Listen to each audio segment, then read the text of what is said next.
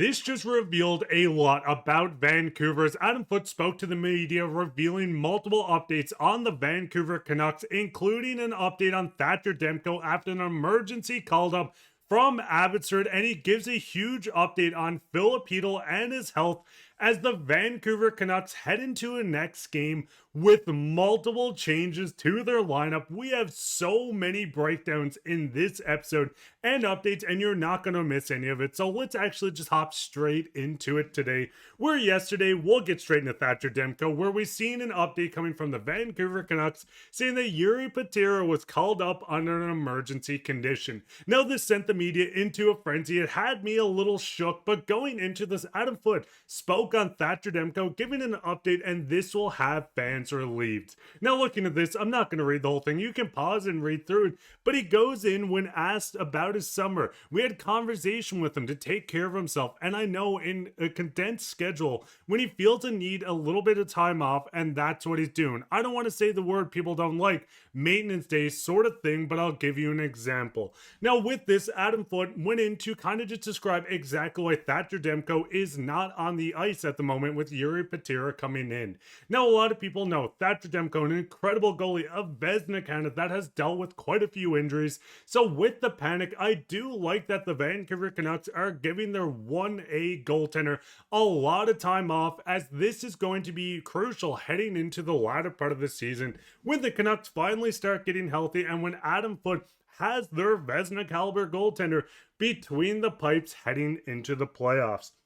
Now, looking at last season, the Canucks goaltender played 23 games, going into 9 games this year with a .912 save percentage.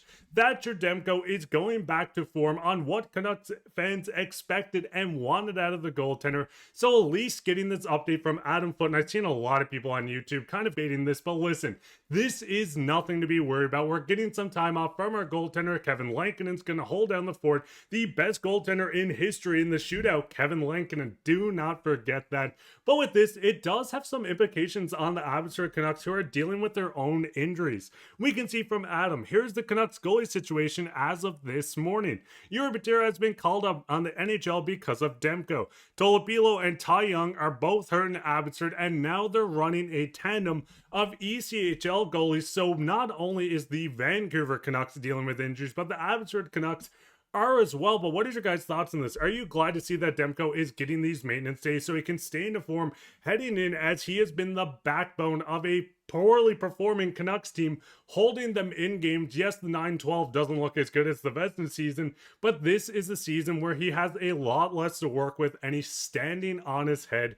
Let me know your thoughts down in the comments. And speaking on the lineup, there was a lot of changes from Adam Foote going into tonight's game, which had fans a little confused.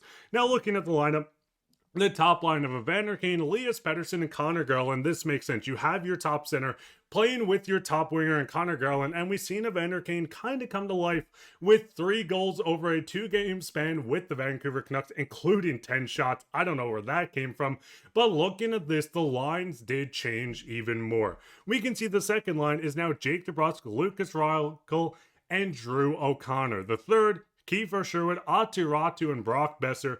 And a lot of people are going to look at this. Listen, the Abbey line stays together on the 4th, and a lot of people might look and say, hey, why the hell is Brock Boeser going down to the 3rd line? Why is Drew O'Connor jumping up to the 2nd? But the Canucks are going to roll out all 3 lines pretty equally, in my opinion, and adding a bit more speed to the Lucas Reichel line is going to be awesome, because all 3 forwards on that line have an incredible speed. You could pretty much count that as the 3rd line, and the 3rd line on the screen right now would be the 2nd, but I think Adam Foote is really leaning into splitting the talent up. Now, Conor Garland and Petey both with 11 and 10 points respectively. Kiefer Sherwood with 9 goals, looking like Ovi out there just clapping at home, sniping at whatever he's doing.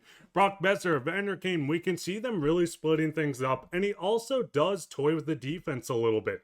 Now, we've seen a lot of Tom Villander playing with Quinn Hughes, but with this now, we do see Adam Foote going with Quinn Hughes and Hronek, a pairing that we know has worked has shown flashes and will continue to work MPD with Tyler Myers and DPD with Tom Villander. Now, this is subject to change. We're going to see this change throughout the game. It happens every single time. But I think Adam Foote is just toying with things. Listen, they came off an embarrassing loss to the Chicago Blackhawks when soon-to-be Vancouver Canuck Connor Bedard did score his first against a team an empty netter, and Tyler Bertuzzi became the hero. But this is a team that's trying everything they can. We're going to go into some injury updates on not only Filip Chytil, but others very soon. But I think this Canucks coaching staff is really just trying with any idea. Listen, the top line has worked. You keep that together.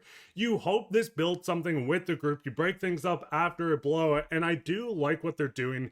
But the Canucks are going to get some reinforcements heading into the next stretch of games, where we do get an update from Jeff Patterson, Jonathan Lekkeriamki, and Blueger in non-contact jerseys skating with the skills coach after the Canucks. Now, getting an update on these guys are awesome. Listen, Jonathan Lekkeriamki went down with an injury versus the Washington Capitals. Teddy Blueger missed the start of the season and then also went down with an injury during the game, but this is a Canucks team that once again has dealt with quite a few injuries. And speaking of the Washington Capitals game, we know the biggest injury that came from that was when Tom Wilson hit Filip Chytil and took him out, and we have not seen the forward since.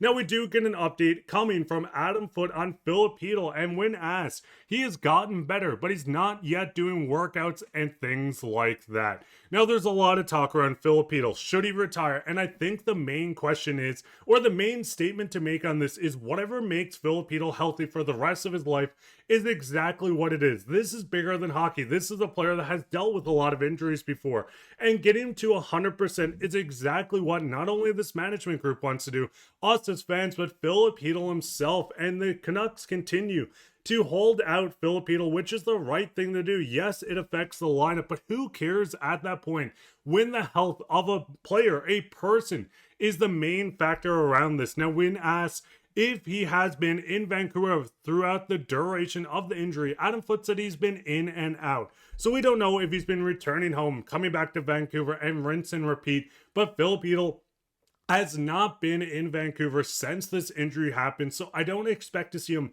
anytime soon on this lineup, which sucks because the forward looked poised for a breakout campaign. We've seen the awesome goal he scored to start the game versus the Calgary Flames. We've seen the 3 goals in 6 games. Filip Chytil was really coming in with a chip on his shoulder, wanting to win, wanting to make this team better, competitive, and be that true number 2 center. Sadly, we're not going to see it for some point, and I don't think we're going to get a clear update on him as a player for the future anytime soon. But all we know is Filip Chytil has been doing better. He hasn't got into workouts. He's been in and out of Vancouver. But fans, what is your thoughts on everything? What is your thoughts on the line changes? Do you agree with Adam Foote's changes of the lines going into next game? What is your thoughts on Thatcher Demko getting the maintenance day? What is your thoughts on Filip Chytil? Do they look at a trade sooner rather than later? Let us know down in the comments. And comments of the day is a little different today because I want to ask you guys, what is your thoughts on the Vancouver Golden Knights as they're heading into their first official season in the PWHL,